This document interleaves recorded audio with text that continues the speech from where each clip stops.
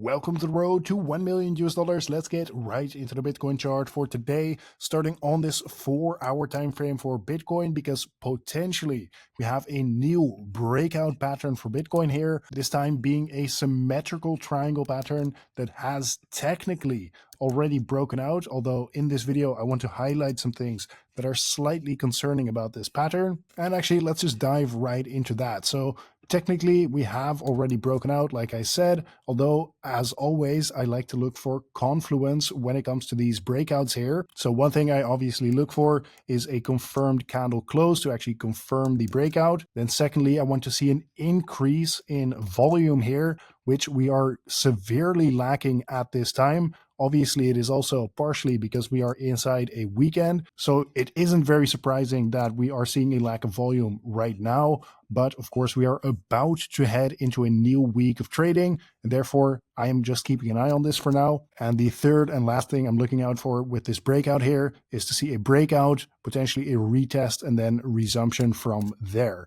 So out of those 3 points that I'm looking for, I'm only seeing confirmed candle closes to actually confirm the breakout here, and therefore I do not have high confidence in this breakout so far. But if those 2 other points start changing, then potentially we can get more confident about this breakout, and in that case we would be targeting $107,000 for the Bitcoin price, and also have a very clear point of invalidation, that being if we get confirmed 4-hour candle closes below the point of the breakout, which is roughly at about 99.5k. Besides that, if I take a look at the CME Gap for Bitcoin, currently we actually have a CME Gap sitting at about 102.4k, and typically over 90% of CME Gaps tend to get filled. Currently, we're trading right around this price level here, around that 100k level, so it wouldn't be very surprising if we actually end up filling this CME Gap by the price trading close to or to this price level here. Next, taking a look at the Fibonacci levels for Bitcoin. At the time of recording, we are still just trading above this Fibonacci golden pocket. So I took this swing high all the way down to this swing low here. The Fibonacci golden pocket is sitting at about 99.2k all the way down to 98.8k. And as far as I'm concerned, so long as we keep holding above that Fibonacci golden pocket, even if we chop around here for a little bit longer, to me, the way it looks is that the longer we just hold above this Fibonacci golden pocket, the more likely it is that we are getting another move to the upside. And of course, if we were to break down below this 0.618 Fibonacci level, well, in that case, we actually lose a critical level of support. We would also invalidate that bullish pattern that I was talking about earlier here. And then it would be pretty easy to start looking towards that liquidity to the downside that I will get to in just a second, and assume that likely we are coming down to sweep some of that liquidity there. So what is that liquidity that I'm talking about?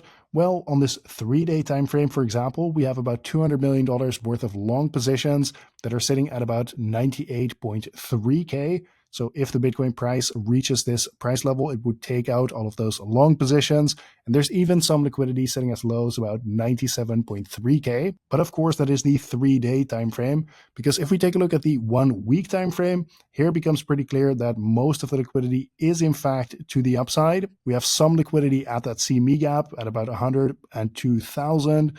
And then above that, we have more liquidity to the upside at about 104k. Now, if we are going to actually close this CME Gap here, make sure to pay attention when we actually do, because at that point, we would have filled the CME Gap and taken out a big pocket of liquidity. So that would be a prime time to actually reverse back to the downside and trap a bunch of late long positions. So that is something I would definitely watch out for when we are trading close to that level there. But of course, everything goes out the door if we now just start confirming candle closes below the point of the breakout here, as I said earlier in this video. So today I give you a pretty clear bull case and a pretty clear bear case. And hopefully that was a nice change compared to the last 2 days where I wasn't really bullish or bearish. And of course, looking back at the charts here, we did basically nothing but chopping sideways. So in the end, I'm actually pretty happy with my analysis over the last couple of days because we actually had no momentum whatsoever. But of course, now we are about to head into a new week of trading. Likely it's going to be absolutely crazy once again.